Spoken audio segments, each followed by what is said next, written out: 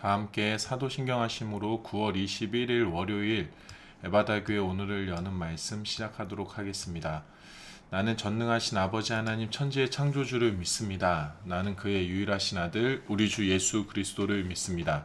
그는 성령으로 잉태되어 동정녀 마리아에게서 나시고 본디오 빌라도에게 고난을 받아 십자가에 못 박혀 죽으시고 장사된 지 사흘 만에 죽은 자 가운데서 다시 살아나셨으며 하늘에 오르시어 전능하신 아버지 하나님 우편에 앉아 계시다가 거기로부터 살아있는 자와 죽은 자를 심판하러 오십니다. 나는 성령을 믿으며 거룩한 공교회와 성도의 교제와 죄를 용서받는 것과 몸의 부활과 영생을 믿습니다. 아멘. 하나님께서 오늘 우리에게 허락하신 말씀은 사무엘상 8장 10절에서부터 22절까지의 말씀입니다. 구약성경 419페이지 사무엘상 8장 10절에서 22절까지의 말씀입니다. 함께 읽겠습니다. 사무엘이 왕을 요구하는 백성에게 여호와의 모든 말씀을 말하여 이르되 너희를 다스릴 왕의 제도는 이러하니라. 그가 너희 아들들을 데려다가 그의 병거와 말을 어거하게 하리니 그들이 그 병거 앞에서 달릴 것이며 그가 또 너희의 아들들을 천부장과 오십부장을 삼을 것이며 자기 밭을 갈게 하고 자기 추수를 하게 할 것이며 자기 무기와 병거의 장비도 만들게 할 것이며 그가 또 너희의 딸들을 데려다가 향료 만드는 자와 요리하는 자와 떡 굽는 자로 삼을 것이며 그가 또 너희의 밭과 포도원과 감람원에서 제일 좋은 것을 가져다가 자기의 신하들에게 줄 것이며 그가 또 너희의 곡식과 포도원 소산의 11조를 거두어 자기의 관리와 신하에게 줄 것이며 그가 또 너희의 노비와 가장 아름다운 소년과 나귀들을 끌어다가 자기 일을 시킬 것이며 너희의 양떼의 10분의 1을 거두어 가리니 너희가 그의 종이 될 것이라. 그날에 너희는 너희가 택한 왕으로 말미암아 부르짖되 그날에 여호와께서 너희에게 응답하지 아니하시리라 하니 백성이 사무엘의 말 듣기를 거절하여 이르되 아니로소이다. 우리도 우리 왕이 있어야 하리니 우리도 다른 나라들 같이 되어 우리의 왕이 우리를 다스리며 우리 앞에 나가서 우리의 싸움을 싸워야 할 것이니이다 하는지라. 사무엘이 백성의 말을 다 듣고 여호와께 아뢰매 여호와께서 사무엘에게 이르시되 그들의 말을 들어 왕을 세우라 하시니 사무엘이 이스라엘 사람들에게 이르되 너희는 각기 성읍으로 돌아가라 하니라. 아멘. 요즘 들어서 이런 말씀 하시는 분들이 참 많이 계신 것 같습니다. 요즘엔 내가 신앙인인지 아닌지 하나님을 믿는 사람인지 아닌지 저조차도 의심이 돼요 라고 말씀하시는 분들이 참 많은 것 같습니다. 코로나 시대를 맞이하면서 함께 모일 수도 없고 함께 먹을 수도 없고 함께 예배 드릴 수도 없는 상황을 우리가 지금 보내고 있습니다. 그래도 이전에는 주일이 되면 아무리 피곤해도 아침 일찍 일어나서 깨끗이 씻고 좋은 옷을 골라 입고 교회에 가서 최선을 다해 섬기고 교제하고 하나님께 예배드리면서 나의 신앙을 지켜낼 수가 있었습니다. 그런데 모든 예배가 비대면 예배로 전환이 되고 모든 모임이 이루어질 수 없는 상황 속에 있는 나를 가만히 살펴보니까 하나님 앞에서 지켜내야 하는 마음은 온데간데 없고 내가 편한 대로 살아가는 모습을 바라보면서 적잖이 당황하시는 분들이 참 많은 것 같습니다. 우리 안에 이러한 솔직한 고백들, 내 믿음이 그동안 가짜였나 봐요. 내가 진짜 신앙인인지 하나님의 자녀인지에 대하여서 저조차도 의심이 돼요 라는 이 고백들을 하나님께서 참 기쁘게 받으시지 않을까라는 생각이 듭니다. 왜냐하면 우리의 신앙은 우리가 지켜내는 것이 아니라 하나님께서 지켜내 주시는 것이기 때문입니다. 혹여라도 우리가 이전에는 내가 열심히 해서 내 신앙이 이만큼 잘하지 라고 생각했던 오해들을 하나님께서 깨닫게 하신 것이고 그리고 하나님께서 우리가 깨닫게 된 이 고백들을 분명히 기쁘게 바라보시고 계시다라고 저는 확신합니다.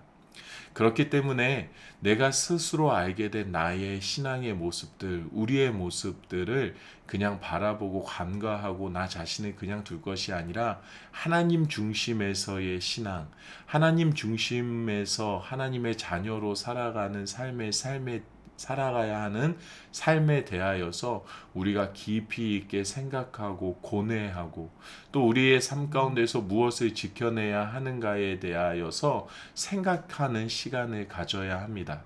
그러할 때에만 우리가 비로소 내가 신앙을 지켜가는 게 아니라 하나님께서 지켜내시고 하나님께서 이끌어 가시는 참된 신앙, 예수를 따라 살아가는, 예수를 닮아가는 예수님의 제자로서의 삶을 살아가게 될 것입니다.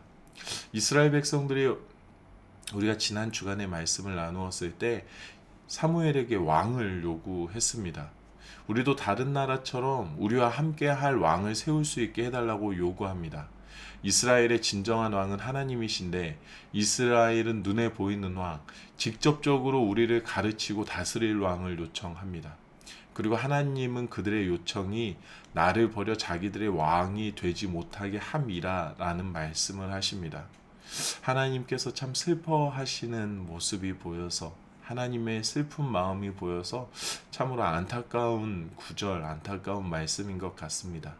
그리고 오늘 본문에 보면 사무엘이 하나님께로부터 받은 왕의 제도를 이스라엘에게 가르쳐 줍니다.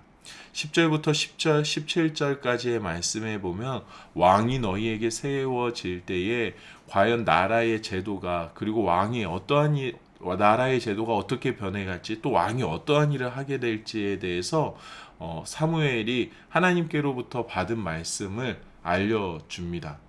그런데 이 왕의 제도를 가만히 살펴보면 하나님과의 관계에 대한 내용은 전혀 없습니다.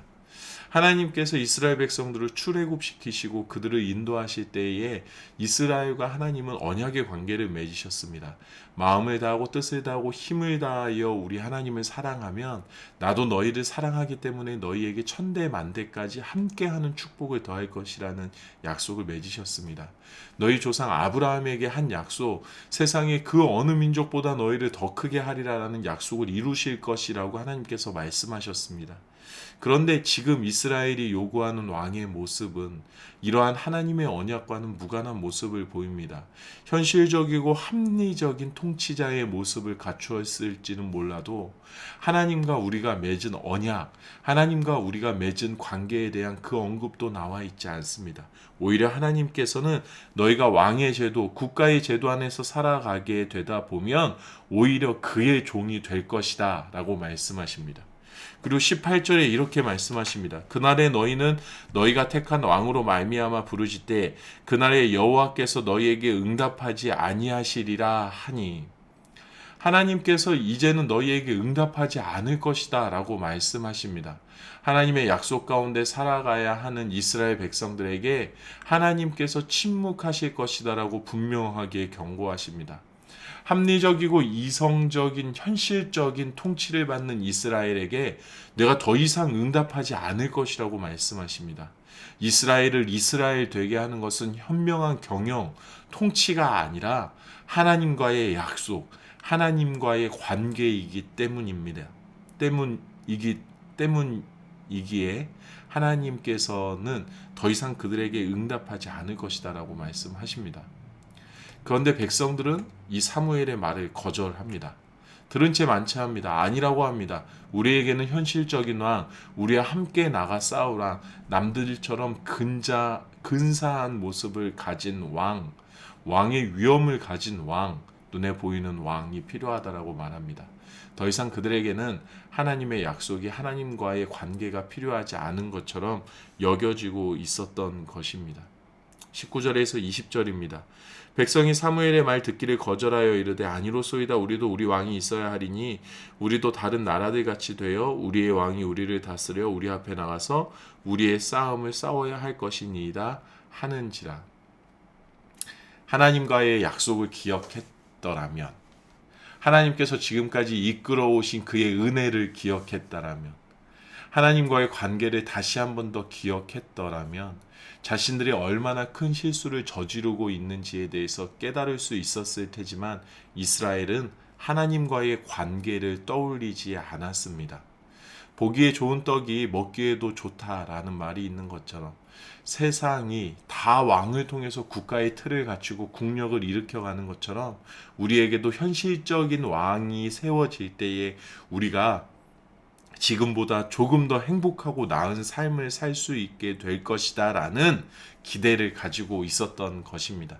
그래서 그들의 뜻을 굽히지 않고 고집합니다. 이 어려움의 시기를 돌파하기 위해서 꼭 필요하다라고 생각하는 것보다 하나님과의 관계가 더 중요하다라는 것을 우리가 이 말씀을 통해서 다시 한번 생각해 보아야 합니다. 코로나 시대에 꼭 백신이 필요하다 하더라도 하나님과 나와의 관계보다 그것이 더 중요할 수 없습니다. 예배를 비대면으로 하냐 대면으로 하냐, 무엇이 진짜 예배이냐, 무엇이 하나님의 뜻이냐, 이것을 밝혀내는 것보다 하나님과 나와의 관계가 더 건강하게 유지되어지고 하나님과 나와의 관계가 어떠한 상황에서 더 깊어지는 것, 이것보다 더 중요한 것은 있을 수가 없습니다. 빨리 이 어려움이 끝났으면 좋겠다라는 생각과 바람을 갖는 것보다 하나님과 나와의 관계가 흔들리지 않고 굳건하게 세워지기를 바라는 마음을 갖는 것, 이것이 100배, 1000배 더 중요합니다. 이스라엘처럼 눈앞에 보이는 현실적인 것보다 이 모든 현실적인 것들을 다스리고 운영하시고 책임지시는 하나님, 그리고 그 하나님께서 나에게 해주신 약속이 분명히 있으며 나와의 관계를 끊지 않고 이어가신다라는 것을 확신하고 붙드는 것보다 더 중요한 것은 우리에게 있을 수가 없습니다. 흔들리고 있을 때, 지금 이때는 깨달을 수 있는 시간이 왔다라는 신호라고 저는 생각을 합니다. 가장 적절하게, 가장 선명하게, 그리고 가장 분명하게 내 삶에 보호해 주시는 하나님의 인도, 그리고 보호하심, 그것을 바라보며 하나님과 나와의 관계가 더 깊어지고 진해지는 시간을 우리가 보내게 되기를 원합니다. 아무리 좋은 것이 눈에 보인다 할지라도, 아무리 확실해 보이는 안전함이 있다 하더라도, 나와 하나님과의 관계에 집중하며 나와 하나님과의 관계에 우리가 더 확실하게 거하게 될 때에 이 어려움을 넘어서게 하신 하나님의 도우심을 우리가 만나게 될 줄로 믿습니다. 다른 헛된 것에 희망을 걸지 말고 하나님과 나와의 관계 속에서 참된 희망과 소망을 바라보게 되는, 또 새로운 우리의 교회, 새로운 우리의 삶, 새로운 우리의 신앙생활을 열어가시는 하나님을 기대하게 되는 우리 에바다의 식구들이 되기를 우리 주님의 이름으로 축복합니다. 우리 오늘 이 시간에 이렇게 기도하면 좋겠습니다. 하나님, 이번 한 주를 살아내며 또 오늘 하루를 살아내며 하나님과의 관계에 더 집중하며 하나님과의 사랑에 더 깊이 빠져드는 삶을 살아낼 수 있게 해 주십시오. 주변을 바라보며 어려움을 바라보며 이 어려움을 빠져나갈 탈출구만을 찾기 위해서 전전긍긍하는 것이 아니라 오히려 내 내면 가운데, 내 삶 가운데 깊이 침투하고 계신 하나님의 그 사랑에 내가 집중하게 될 때에 나를 이끌어 가시는, 우리를 보호하시는 그 하나님을 바라보며 하나님만이 나의 왕이심을 고백하는 삶 살아낼 수 있게 해주십시오라고 우리 함께 기도하면 좋겠습니다. 또 오늘은 여러분의 가정을 위하여서 함께 기도하면 좋겠습니다. 가정 가운데 있는 기도 제목들, 부모님을 위하여서, 또 자녀를 위하여서, 또 우리의 직장과 또 가정의 신앙을 위하여서 우리가 하나님께서 가꾸어 가시는 가정이 될 수 있도록, 하나님의 사랑이 깃들어 있는 가정이 될 수 있도록, 하나님의 보호하심 가운데 늘 거하는 가정이 될 수 있도록 우리가 우리 가정을 위하여서 오늘 이 시간에 함께 기도하도록 하겠습니다.